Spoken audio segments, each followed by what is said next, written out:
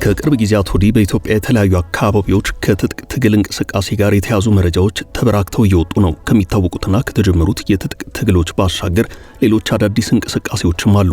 በተለይ በሰሜኑ የኢትዮጵያ ክፍል በሰሜን በኩል ትግራይ፣ አፋርና አማራ ክልል ውስጥ የትጥቅ ትግል እንቅስቃሴዎች ተበራክተዋል። እነዚህ አካባቢዎች ላይ የተጀመሩት እንቅስቃሴዎች የአዲስ ኃይል አሰላለፍ ማሳያዎች ናቸው። የኢትዮጵያ መንግስት ባለስልጣናት ደግሞ ደጋግመው እንደሚናገሩት ኤርትራ የህወሓትን ክፍፍልና የፋኖን ትግል ተመርኩዛ እጇን እያስገባች ነው።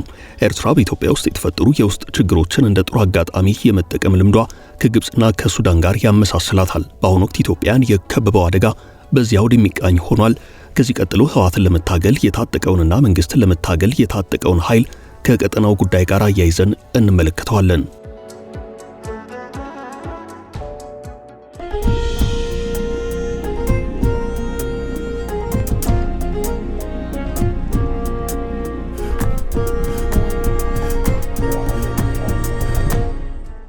ጀነራሉ ወደ በረሃም።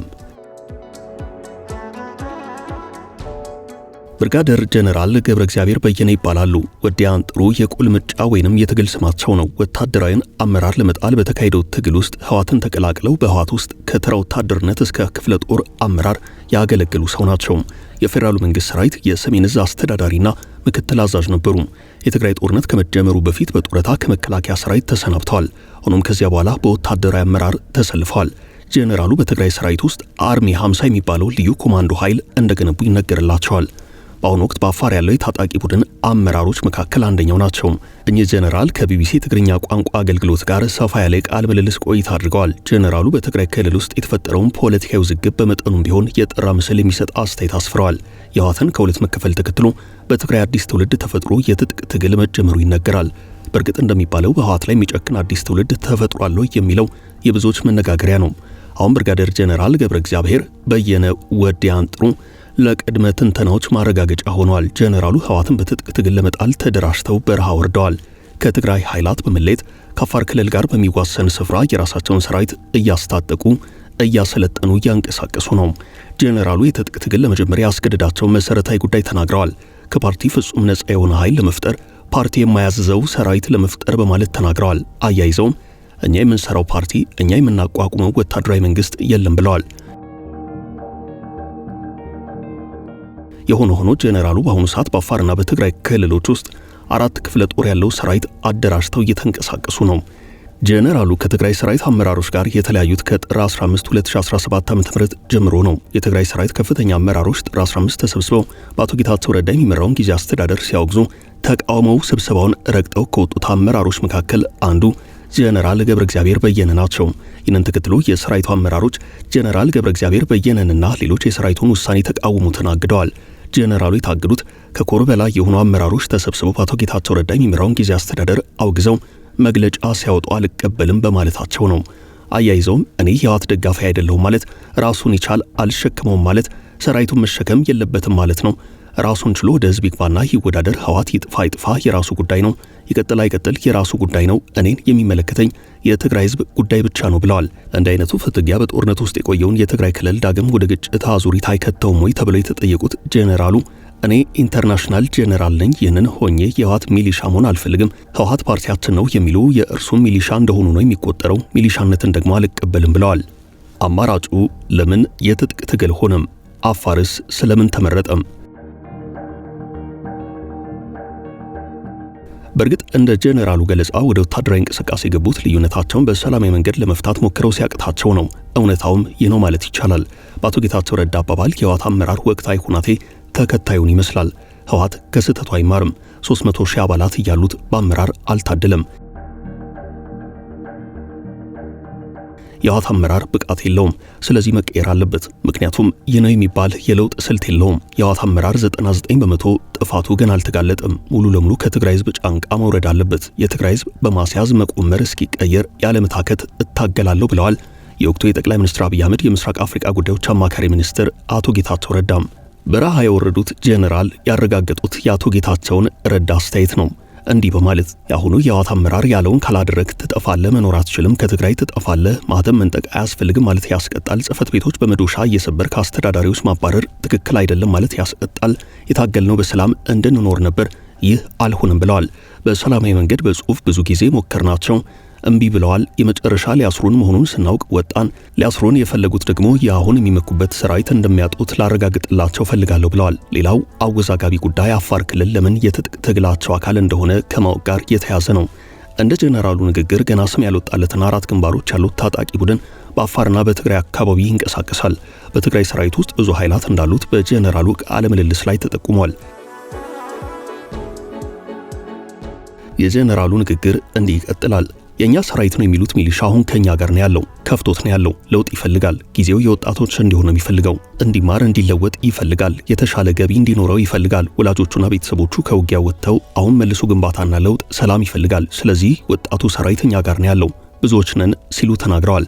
ጄኔራሉ ወታደራዊ መቀመጫቸውን በአፋርና በትግራይ ማድረጋቸውን ተናግረዋል። ወደ አፋር በረሃ ወርደን ተደራጅተናል፣ ታጥቀናል። ይህንንም ያደረግንበት ምክንያት አፋርና ትግራይ ቤተሰቦች ስለሆኑ ነው። የፈቀደልን መንግስት የለም፣ ቸግሮን ነበር። እዛ አካባቢ ያሉት አካላት ስለተቸገረን እዚህ እንደራጅ ወይ እንሰብሰብ ብለን ጠየቅናቸው። ተሰባሰቡ አሉን። ይህ እኮ ትልቅ ነገር አይደለም፣ ትግራይ ጫፍ ነው ያለነው፣ ፍቃድ መጠየቅ የለብንም እያሉ ይቀጥላሉ።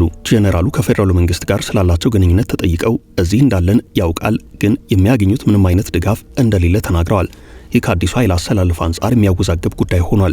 አንዳንዶች በዚህ አደረጃጀት ውስጥ እነ ጌታቸው ረዳ እጃቸውን አስገብተዋል ይላሉ። የኢትዮ ኤርትራ ውጥረት ወደ ጦርነት ካመራ ይህ ኃይል የራሱን አሰላለፍ ይዞ መፋለሙ አይቀሬ ነው ተብሏል። በዚህ ጉዳይ የጄኔራሉ ምላሽ አሰላለፋችን ከህዝብ ጋር ነው የሚል ነው። የህወሓት ክፍፍልን፣ የኢትዮ ኤርትራ ውጥረትን ተከትሎ ለጊዜው የኃይል አሰላለፋቸው ተገማች እንጂ ያልታወቁ የትጥቅ ትግሎች መፈጠራቸው አስግቷል። አስፈሪው የጦርነት ዝግጅት የጠቅላይ ሚኒስትሩ የምስራቅ አፍሪካ ጉዳዮች አማካሪ ሚኒስትር ጌታቸው ረዳ የጦርነት ዝግጅቶችን በተመለከተ በተለያዩ ቃለ መጠይቆች ላይ ተናግረዋል። ከሰሞኑ ቲቢኤስ ከተባለ የቴሌቪዥን ጣቢያ ጋር በነበራቸው ቆይታ ቀደም ሲል ከመንግስታዊ ቴሌቪዥን ጣቢያዎች ጋር በነበራቸው ቃለ መጠይቅ የተናገሩትን ጦርነት ተኮር ስጋት እዚህም አንስተውታል። አንዳንድ የህወሓት ጄኔራሎች የፌዴራል መንግስት በወደብ ምክንያት ከኤርትራ ጋር ሊጋጭ ይችላል የሚል ግምት ስላላቸው የጦርነት ዝግጅት ማድረጋቸውንና ቀደም ሲል ከፋና ጋር በነበራቸው ቃለ ምልልስም ይህን ተናግረውት እንደነበር ብዙዎች ያስታውሳሉ። የጄኔራሎቹ የጦርነት ዓላማ የፌዴራል መንግስትን ለመጣል እንደሆነ አቶ ጌታቸው ረዳ ያምናሉ። የሰሞኑ መልእክታቸውም ከመጀመሪያው የቀጠለ ነው።